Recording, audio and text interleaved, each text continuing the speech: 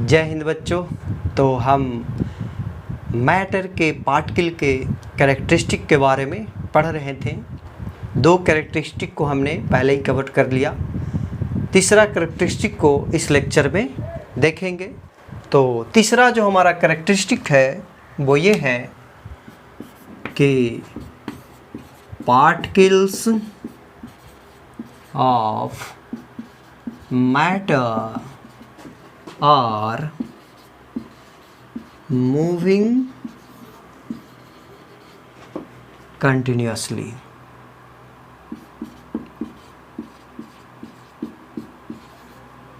Okay, matter के जो particle होते हैं लगातार मोशन में होते हैं, यानी वो लगातार मूव करते रहते हैं। ये अलग बात है कि उसका मोशन रेंडम होता है, जैसे आपका बटरफ्लाई होता है वो रेंडम मोशन इधर उधर मूव करता है। उसी की तरह से पार्टिकल जो होते हैं मैटर का मूव करते हैं।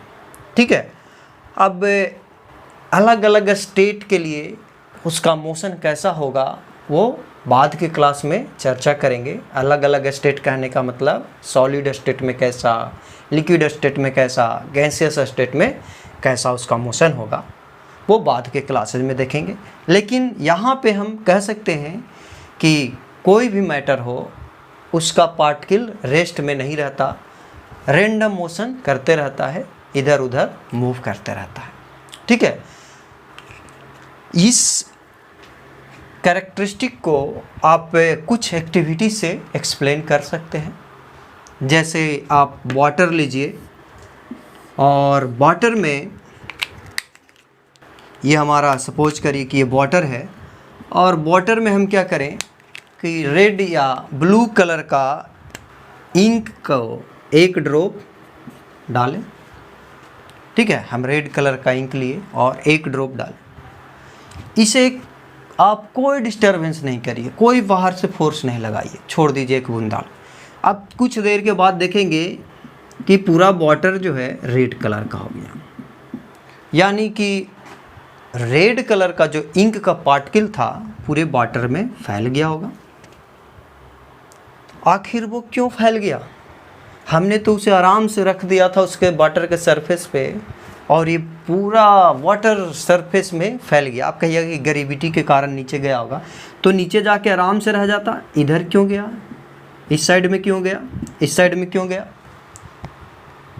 बात आती है ना। ये आप स्टोन को डालिएगा तो वो नीचे यहाँ पर आराम से गिरेगा, है ना, क्योंकि वो एक पार्टिकल नहीं है, वो बंच ऑफ पार्टिकल है। तो उसका बात हम बाद में चर्चा करेंगे। यहाँ पे पार्टिकल में ये इंक टूटेगा और चूँकि मोशन में रहता है पार्टिकल, तो पार्टिकल हर एक जगह पे अपने आप स्वतः चला जाएगा। ठीक है, तो इस एक्टिविटी से आपको पता चलता है कि हम इसको कोई डिस्टरबेंस नहीं किए, फिर भी हर एक पॉइंट पे पहुंच गया। आखिर इसमें कुछ ना कुछ तो स्पीड होगा। आप दूसरे एक्टिविटीज़ को लीजिए, जैसे कहीं पे अगरबत्ती रखा हुआ है, आप दूर से ही उसका स्मेल सूंघ पाते हैं, है ना, उसका खुशबू आपको दूर से ही मिल जाता है। या कोई सेंट लगा के आया है तो उसका सेंट को भी आप दूर से ही सूंघ सकते हैं, यानी उसका खुशबू हमें दूर से पता चल जाता है कि कोई ना कोई सेंट लगा रखा है, चाहे कोई बंदा है जो सेंट लगाया है। आपके पास आएगा तो अलग बात है कि वो एफिशिएंसी उसका ज़्यादा पता चलेगा, लेकिन दूर भी रहेगा तो आपको उसका सेंट महसूस हो रहा है। इसका मतलब है कि सेंट या अगरबत्ती का जो पार्टिकल है वो मोशन में होंगे, सुगंध देने वाला जो पार्टिकल है वो मोशन में होंगे। कहीं पे भी वो रखा हुआ है, मूव करके हमारे नोज़ तक आ रहे होंगे तो हमें उसका खुशबू पता चल रहा है ना। तो ऐसे बहुत सारे एक्टिविटीज़ हैं जो ये एक्सप्लेन करता है कि particle of matter continuously move करते रहते हैं। ओके, तो अब इस मोशन के कारण इसमें एक एनर्जी होगा। कोई भी ऑब्जेक्ट अगर मोशन में होते हैं तो उसमें एक काइनेटिक एनर्जी होते हैं, है ना। जैसे आपके पास कोई बॉल है, उसको आप फेंक रहे हैं तो उसमें कितना एनर्जी होगा, half mass into velocity square. अगर इसका वेलोसिटी भी है और मास सेम है उसी प्रकार से पार्टिकल में भी काइनेटिक एनर्जी होंगे, है ना। काइनेटिक एनर्जी फिजिक्स में पढ़े होंगे, half into mass into velocity square. तो पार्टिकल का कुछ अपना मास होगा, ऑब्वियस है, और ये हम कह रहे हैं कि हर एक पार्टिकल हमारा क्या कर रहा है, मूव कर रहा है, तो उस पार्टिकल में कुछ ना कुछ किसी टाइम पे स्पीड रहा होगा। तो यहाँ पे वैल्यू पुट करेंगे तो हमें पार्टिकल का काइनेटिक एनर्जी मिल जाएगा, है ना। काइनेटिक एनर्जी एक एक पार्टिकल का अलग अलग होंगे, वो हर एक पार्टिकल का मोशन क्या है नहीं है ये बताना संभव नहीं है, बहुत सारे पार्टिकल्स होते हैं, लेकिन ये हम कह सकते हैं कि सारा पार्टिकल एक स्पीड से नहीं चल रहा होगा और हर एक समय भी अलग अलग स्पीड से चलते हैं, ठीक है। अभी कुछ स्पीड है, कुछ देरी के बाद कोलिजन हो गया दूसरे पार्टिकल से, उसका स्पीड चेंज हो गया, समझ गए।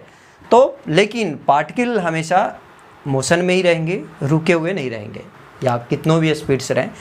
तो अगर वो उसमें स्पीड है तो ऑब्वियस है कि उसके पास एक काइनेटिक एनर्जी होंगे, ओके।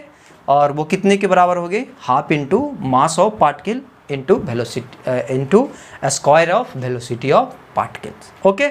तो ये दो चीज़ें हैं जो हमेशा पार्टिकल के बारे में आपको याद रखना है। पहला कि पार्टिकल मोशन में रहेंगे और दूसरा मोशन के कारण उसमें एक एनर्जी होगा स्टोर, जिसे हम काइनेटिक एनर्जी बोलते हैं। इसका आगे इस्तेमाल होगा, ठीक है।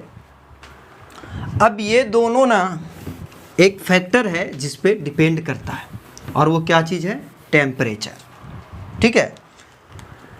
टेम्परेचर एक फैक्टर है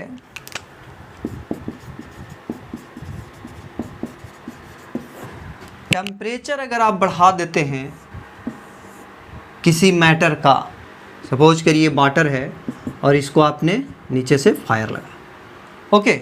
वाटर हो या कोई भी पार्टिकल हो, कोई भी मैटर हो, हम ये नहीं वाटर हमेशा ले रहे हैं तो वाटर समझिएगा, आयरन भी हो सकता है, कॉपर भी हो सकता है, कोई भी मैटर हो, उसको आप हीट करिएगा तो क्या होगा कि जो वाटर का जो पार्टिकल है ना, उस पार्टिकल को एनर्जी आप दे रहे हैं, तो एनर्जी देने से इसका स्पीड राइज करेगा, ठीक है। स्पीड क्या होगा, राइज करेगा। या हम कह सकते हैं if we will increase the temperature of matter then the velocity of particle will increase, ठीक है। अगर आप किसी मैटर को गर्म करें यानी उसका टेम्परेचर बढ़ाएं तो क्या होगा कि पार्टिकल के जो वेलोसिटी होता है, जो मोशन होता है, वो क्या करेगा, टेम्परेचर आप इंक्रीज करेंगे, वेलोसिटी क्या होगा, इंक्रीज होगा। टेम्परेचर कैपिटल टी से हम लिखते हैं टेम्परेचर अगर आप इसका मतलब डिक्रीज करेंगे तो वेलोसिटी क्या होगा, डिक्रीज करेगा। आप अगर फ्रीज कर दे रहे हैं, जैसे बर्फ़ जमा रहे हैं, है ना, वाटर को, तो फ्रीज कर दे रहे हैं, उस केस में क्या होगा, टेम्परेचर आपने उसका रिड्यूस किया, कम किया, तो टेम्परेचर घटाने से पार्टिकल का जो मोशन है वो स्लो हो जाएगा, ओके।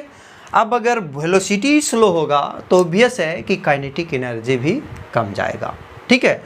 तो टेम्परेचर बढ़ाइएगा तो वेलोसिटी बढ़ेगा, वेलोसिटी बढ़ेगा तो काइनेटिक एनर्जी भी बढ़ेगा। टेम्परेचर घटाइएगा तो वेलोसिटी घटेगा, वेलोसिटी घटेगा तो उसका काइनेटिक एनर्जी भी घटेगा। तो हम सिंपल